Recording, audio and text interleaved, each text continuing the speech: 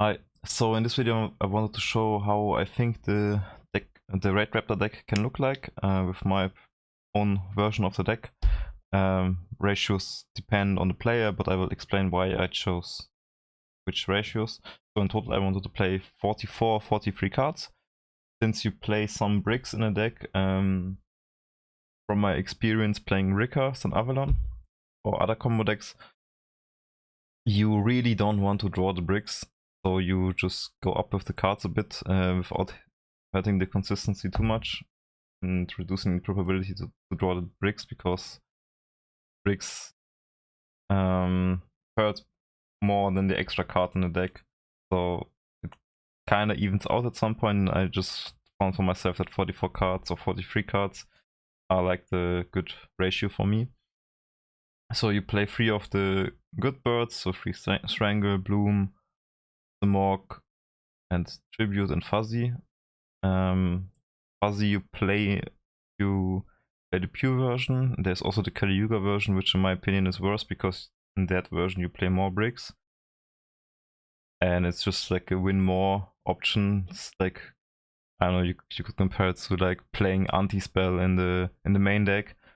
It doesn't do anything going second, it's just a win more card, and if you play correctly with the amount of non-engine that you play also in the deck, then you should win going first if you manage to do the full combo and have like some non-engine as backup on your hand. So good birds, of them at 3. Simorg helps with chain blocking and a lot of combos playing around Ash. If you're a bit more experienced in the deck. And Tributanius main purpose is to either dump the Mimicry from the deck or the Heal Eagle also. There are some combos where you're on a draw and you can just then dump for Tributanius the Heal Eagle from the deck to the graveyard and recycle back the quick play. Or just if you don't have access into Noir, like for example you draw both Noir and Vanishing Lanies, then you can do that in this way. Yeah, so as I said, Noir Lane is one and Heal Eagle one. Heal Eagle and Noir, they are not optimal draws. It's okay if you draw them because they're just a free body, but you just need them for the combo most of the time and you don't want to draw them. And I also play one Vanishing Lanius. He comes up if you draw the Mimicry Lanius in your opening hand and you don't have access to Tribute Lanius, and you can just special summon the Mimicry with the Vanishing Lanius. And that's how you can utilize them better. I also play the crossouts in the deck because the strength of the deck is usually to play through one or sometimes 2 hand traps, but the second hand trap then doesn't allow you to end on the full board. So I wanted to have like a backup to have the option to play through 2 hand traps every time. And also crossout can be used going second, since a lot of people play more hand traps now than usually.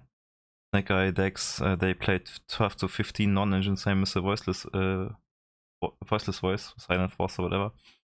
So sometimes they just end with the normal board and then they set on face down, which is most of the time will be an impermanence. Or they have the Ash Blossom or Jordan and whatever.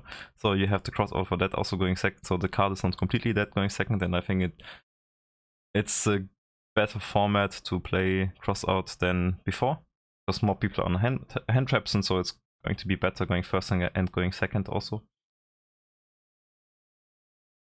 For the other non-Raidraptor cards, like the Called By, same goes for the Called By. Called By is even better than the crossout because it can take out the Princess going second in the grave, or it can take out the Skull Guardian from the Voiceless Voice deck in the graveyard if they go for the Dynamondo line. So that's why if you see the enemy going for the Dynamondo line and you have the Called By in the hand, then it's pretty much over for them, because they don't have access to the Skull Guardian and they also don't have access to the trap. So yeah, that's a cool thing to do. And then just in general, Called By is a very good card. Foolish is a good extender for the deck also, so you can dump Mimicry or Heal Eagle sometimes Noir if you need the level modulation. So it's just a general extender, and by dumping Mimicry, Foolish also turns into a one-card combo if you don't get interrupted. Roost for the grind game, Skip Force and the Rise rank up magic, the combo pieces. I chose to run the Phantom Knights rank up magic force because I see it as another cross out or caught by the grave. So I just wanted to maximize on the plays that I can make in my own turn. There can be made the argument that this card belongs rather in the side deck because going second it does nothing other than cross out. Cross out does something going second, but that card is going to be dead going second. Yeah, so the basic idea is if you get interrupted on your Raider's Knight while you have the Raidraptor on board, you set this card with the Raidraptor on resolution, and then you can go with the Raider's Knight and the quick play, you can go into the Raidraptor and continue playing there. Because if you don't open with cross out and they imperm your Raider's Knight, you almost all the time you shit the bed, so it's pretty cool tech card. And the trap card also does not have to be played in the main deck. If you play the Yugioh version, then 100% you have to play it, because you need to protect the Yugioh summon. But if you play the pure version, the problem is that a lot of people run Cosmic Cyclones. So if you don't have the trap card, and they just start to randomly Cosmic Cyclone one of your back rows, and it happens to be the Rise rank up magic, then you're pretty doomed on the opponent's turn, because most decks can just out the 2 towers that you summon on your own turn. The fire decks, they just do it with the Raging Phoenix and Access Code, Orolo Dragon. Labyrinth can just play with the Aruba Karma Cannon, and Silent Forcer, they can just summon Skull Guardian, which is 4100 attack points, so one Skull Guardian alone can just out the Rebellion Falcon, so you need the other Falcon to be 5300, which then comes through the quick play. But since more people start playing Cosmic in the main deck, from what I've seen, it's also, I think, mandatory to play the trap card, so the argument can be made that the quick play can be put to the side deck, reducing the deck total to 43 and also removing 1 brick from the deck. So I think that would be the personal preference. I like to have these 5 outs to eliminate hand traps, so that's why I play the 44 card version. Yeah, for the non-engine we just play the basic hand traps, Imperm, Ash, Veiler, Troll, Nibiru. 1 Nibiru and 1 Veiler each for the cross out. And the other Nibirus and Veilers in the side deck, even though I think I should change out 1 Veiler for the Ash Blossom. I only play 2 Ash Blossom in the main deck because it's kind of bad into the fire decks. They then just go into Heater and then continue playing, so most of the time Ash Blossom doesn't do anything against them. Other than Veiler. Veiler is pretty strong against the fire decks, but Ash Blossom is better against like the non-top tier decks. So, and also Labyrinth and Branded. So I think having the third Ash Blossom in the side deck would be better, and just exchanging one of these with the Ash Blossom would be good. It would be a good option. And for the last cards, I play the 2 Talents and 2 Cosmics. I wanted to have the Cosmics in the main deck because it's, again, also good going first and going second now. Going second against the Viking deck, it just blows up the field and removes 2 to 3 interruptions. And against the Snake Eye deck, you can remove the IP Masquerena or the Formula Synchron and the Spell Trap Zone. Against the Voiceless Voice, you can get rid of the trap that usually pops 2. And you can actually then bait the Skull Guardian. And if you bait the Skull Guardian and you are skillful and drew into talents, then you pretty much win the game from that point. So I like to play the Cosmic in the main deck. I chose to opt to only play 2 because I really didn't want to go above 44 cards. So I also chose to only play 2 talents in the main. Because again, it's also good going first, going second. So that's the case for most of the cards in the deck. All of them are good going first and going second. accept the quick play and the trap, so that's why I said in the argument. And I guess the roost is also bad.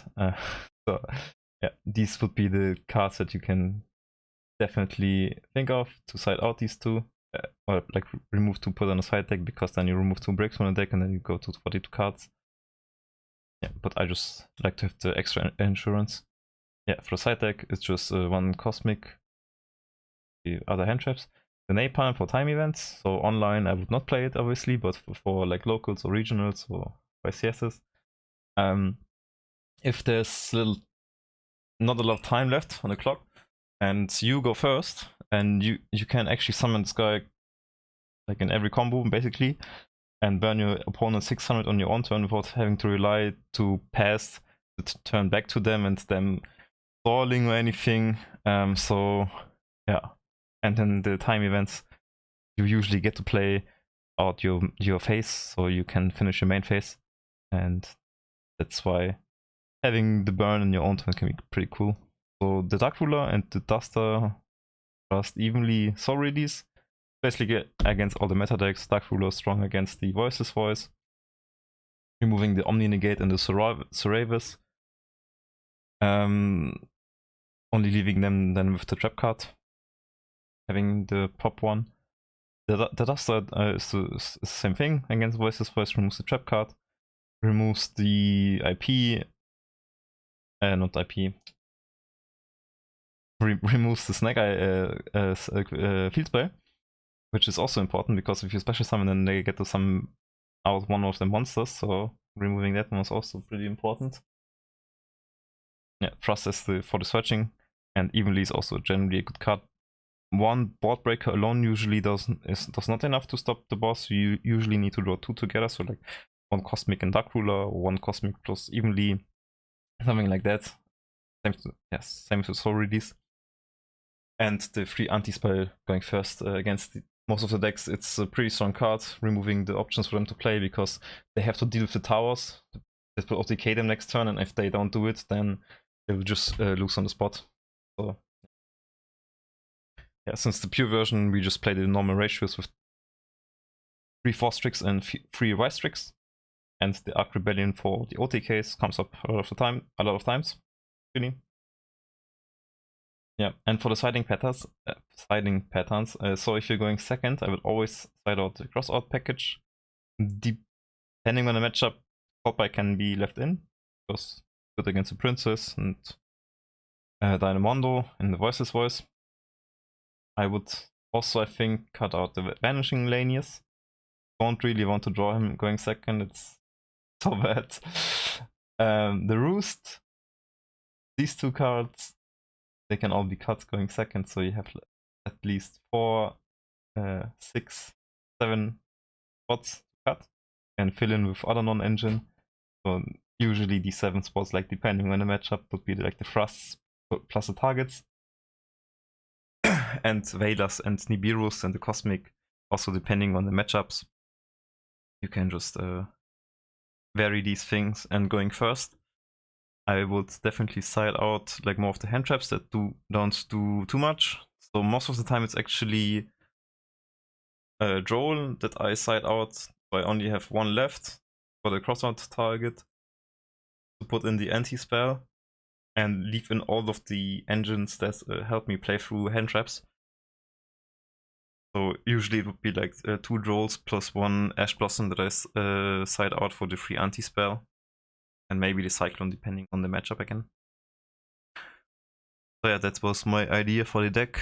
The ratios can be adjusted, obviously, with these 2 cards especially. I'm still not sure how to play it with them. But yeah, that's how I would do the deck.